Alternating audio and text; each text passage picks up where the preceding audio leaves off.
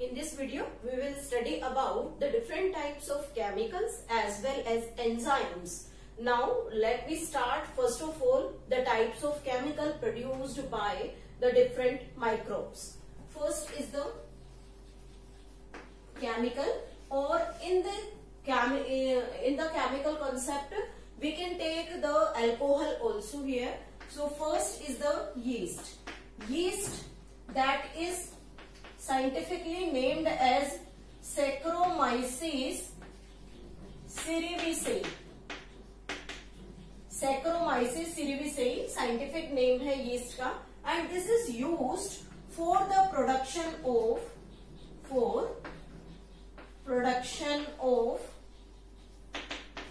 ethanol.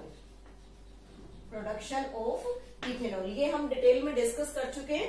How ethanol और alcoholic beverages produced by this yeast, and this yeast is also named as brewer's yeast.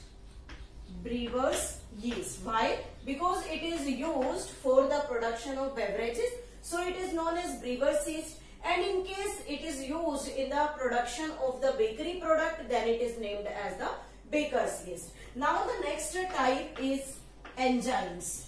Means how and what type of enzymes can be produced by using different types of microbes. First enzyme हम यहाँ ले रहे हैं, that is the lipase. Important है, lipase enzyme is used in the formation or of the detergent. It is used in detergent formulation. Used in detergent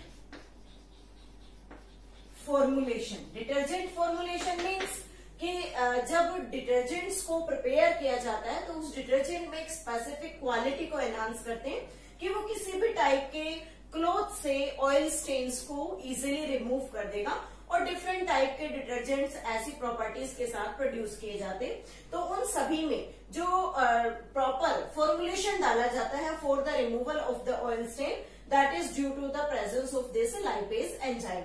और इसी type के enzymes को स्पेसिफिकली लॉन्ड्रीज में ऑयल स्टेन्स को remove करने के लिए यूज किया जाता है. Used in laundries to remove oil stains. Generally हम कह देते हैं कि कोई भी स्पेसिफिक क्लॉथ पर जब कोई ऑयल या ग्रीस का कोई दाग लग जाता है तो उसको हम इजीली अपने घर पर होम रेमेडी से रिमूव नहीं कर पाते, तो हम उसे लॉन्ड्री में भेजते हैं ताकि वहां ड्राई क्लीनिंग से वो इजीली रिमूव हो जाए. और होता भी ऐसा कि लॉन्ड्री से जब कपड़ा प्रॉपरली ड्राई क्लीन होकर आता है तो उसके सारे जो उस पर स्पॉट्स लगे हुए थे ऑयल वगैरह के, वो सारे रिमूव हो जाते हैं. तो वहां पर वो ऐसा स्पेसिफिक क्या यूज करते हैं जिससे इस तरह के जो ऑयल स्टेन्स है वो रिमूव इजीली किए जा सकते हैं. That is due to the lipase enzyme. They use the lipase enzyme. Now the next enzyme is pectinase and protease. Pectinase and protease. Generally आपने ऑब्जर्व किया होगा कि हम जो मार्केट से पैकेटेड जूसेस लेकर आते हैं, they are more clear than the juices prepared at the home. कि घर पर जो जूस हम बनाते हैं उस जूस में ऊपर फ्लोटेशन होता है, मीन्स ऊपर झाग होते हैं, और उन जूसेस को हम बहुत ज्यादा लंबे समय तक प्रिजर्व करके नहीं रख सकते. जनरली उनके टेस्ट में एक अलग सा चेंज आता है and it is unfit for consumption. लेकिन जो मार्केट से हम रेडीमेड जूसेस, जो पैकेट्स के जूसेस लेकर आते हैं, उनकी प्रॉपर्टी में एक बार उनके बॉटल्स को ओपन करने के बाद टेस्ट में कोई चेंज नहीं आता.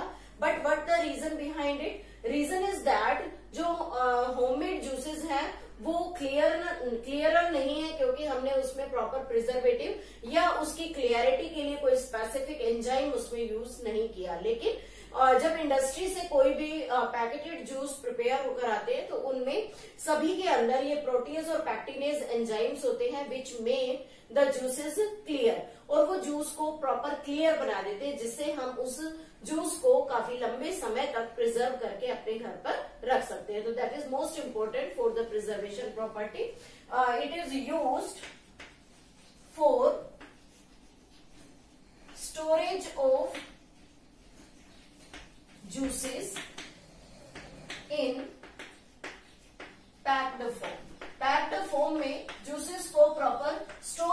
के लिए इन्हें यूटिलाइज किया जाता है and they make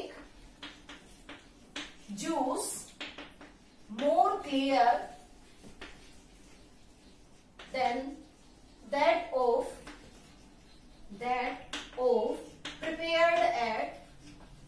prepared at home. घर पर बने हुए जूसेस से ज्यादा साफ उन्हें करने में हेल्प करते हैं. थर्ड इंपॉर्टेंट एंजाइम है streptokinase. This streptokinase is prepared by Streptococcus bacteria. Streptococcus bacteria से इस एंजाइम को प्रिपेयर किया गया है and this enzyme is prepared by the genetic engineering. इस प्रोसेस से इस स्ट्रेप्टोकाइनेज एंजाइम को स्ट्रेप्टोकोकस बैक्टीरिया से प्रिपेयर किया गया एंड हाउ और व्हाई इसे प्रोड्यूस किया गया है. First it is used as clot buster means जब ब्लड वेसल्स में ब्लड फ्लो करता है तो कई बार ऐसा होता है कि ब्लड के क्लोट्स बन जाते हैं और वो क्लोट्स ब्लड वेसल्स में जमा हो जाते हैं, जिसकी वजह से रिजल्ट क्या होता है उसका कि जब ब्लड फ्लो करता है आर्टरीज के थ्रू तो वहां पर ब्लड को फ्लो करने के लिए प्रॉपर स्पेस अवेलेबल नहीं होता और ब्लड जो है वो एक हाई प्रेशर के साथ उस क्लोटेड एरिया से निकलने की कोशिश करता है और रिजल्ट होता है कि पर्सन की कई बार आर्टरीज डैमेज हो जाते हैं which cause the heart attack. और ऐसी कंडीशंस में काफी सीरियस कंडीशंस भी हो सकती हैं, कई बार पेशेंट की डेथ भी हो जाती है.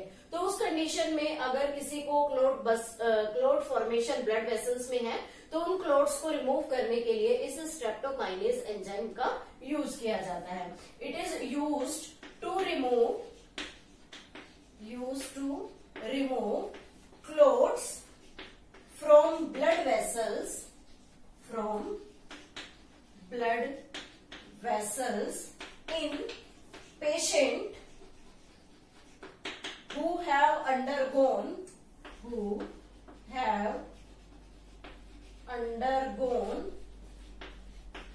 myocardial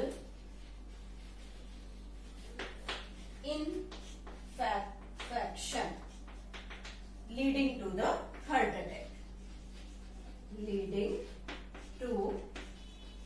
attack. और ऐसी प्रॉब्लम से पेशेंट को सेफ रखने के लिए क्लोट्स को रिमूव करने के लिए बेसिकली स्ट्रेप्टोकाइनेज का यूज करते हैं. मोस्ट इंपोर्टेंट है ये कि स्ट्रेप्टोकाइनेज क्या है, किससे प्रिपेयर किया जाता है और इसका बेसिक फंक्शन क्या है. This is all about the different types of chemicals and enzymes. In the next video, we will discuss about the bioactive molecules.